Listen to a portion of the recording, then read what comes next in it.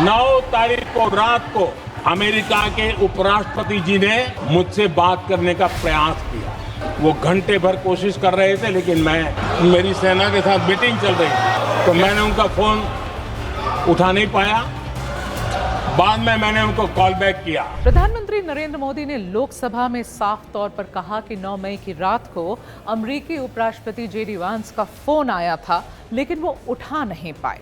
बाद में उन्होंने अमेरिकी उपराष्ट्रपति को कॉल बैक किया था और तब बात हुई थी। लेकिन सवाल ये है कि प्रधानमंत्री ने अमेरिकी उपराष्ट्रपति का फोन क्यों नहीं उठाया?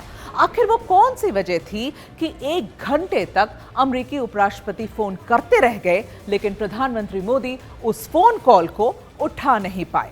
नमस्कार, मैं हूं मेघा प्रसाद और आप देख रहे हैं एबीपी लाइव। तो इसकी कहानी ये है कि जब अमेरिकी उपराष्ट्रपति जेडी वांस प्रधानमंत्री को फोन करने की कोशिश कर रहे थे, तब उस वक्त प्रधानमंत्री मोदी देश के उच्च अधिकारियों के साथ एक मीटिंग में व्यस्त थे। ये बात है 9 मई की रात की, और ये मीटिंग भी ऑपरेशन सिंदूर को लेकर ही चल रही थी, जिसमें हर इफ एंड बट को लेकर प्रधानमंत्री मोदी अधिकारियों से जवाब तलब कर रहे थे।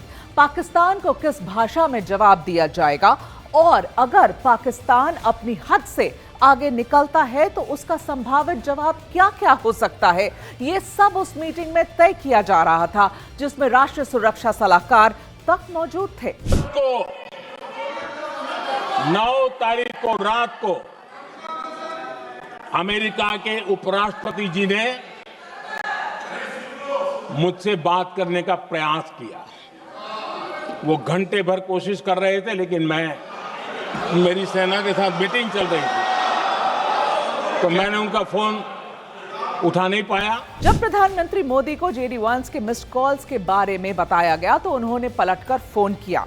फोन कॉल पर प्रधानमंत्री मोदी और अमेरिकी उपराष्ट्रपति जेडी वांस के बीच लंबी बातचीत हुई, और इस बातचीत के दौरान ही जेडी वांस ने अमेरिका खुफिया एजेंसियों के हवाले से प्रधानमंत्री को बताया कि पाकिस्तान पूरी तरीके से घिर चुका है और आप उसे इस जंग से निकलने का कोई रास्ता दीजिए।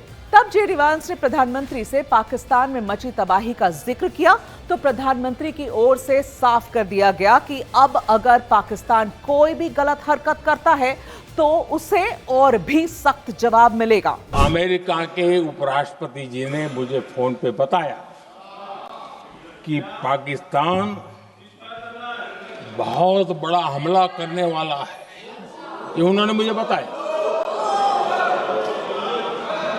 मेरा जो जवाब था, जिनको समझ नहीं आता है उनको तो नहीं आएगा,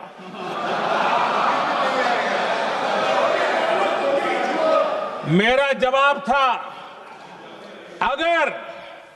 अगर पाकिस्तान का ये इरादा है तो उसे बहुत महंगा पड़ेगा। ये मैंने अमेरिका के उपराष्ट्रपति को कहा।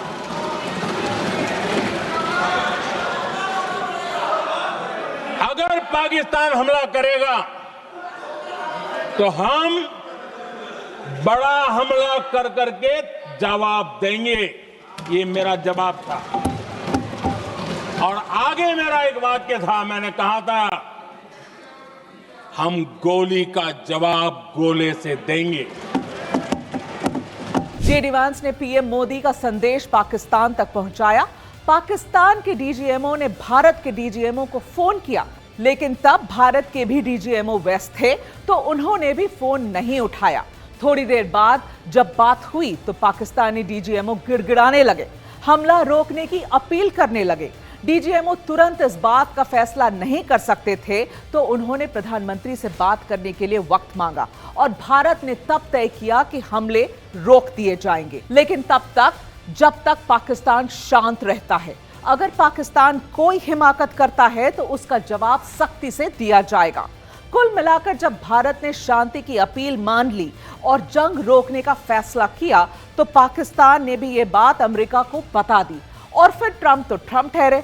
उन्होंने बिना कुछ सोचे समझे ही वो ट्वीट कर दिया, जिसमें उन्होंने सीज फायर का जिक्र किया, जबकि पीएम मोदी और जेडी वांस के बीच बातचीत में सिर्फ इतनी ही बात हुई थी कि पाकिस्तान को सेफ पैसेज चाहिए और पाकिस्तान शांत रहता है तो भारत वो सेफ पैसेज के लिए तैयार हुआ। लेकिन दुनिया भर का क्रेडिट लेने के चक्कर में ट्रंप ने जो ट्वीट किया वो बेमतलब था और प्रधानमंत्री मोदी संसद में यह साफ कर चुके हैं कि दुनिया के किसी भी देश ने सीज फायर नहीं करवाया।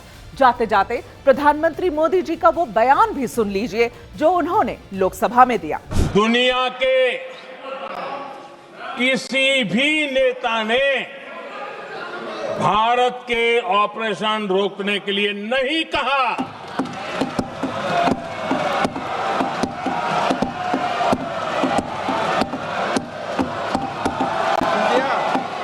शुक्रिया। आप देख रहे थे एबीपी लाइव।